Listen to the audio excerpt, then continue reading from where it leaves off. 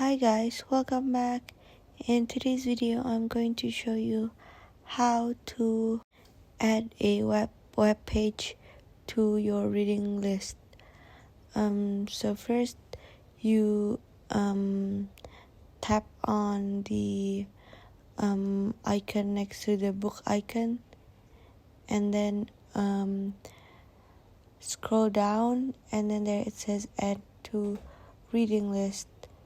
Then now you can check by going to tapping there, and then there it is.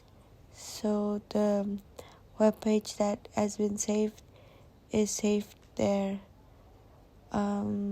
So that's it for today, and I hope this video is useful, and thank you for watching.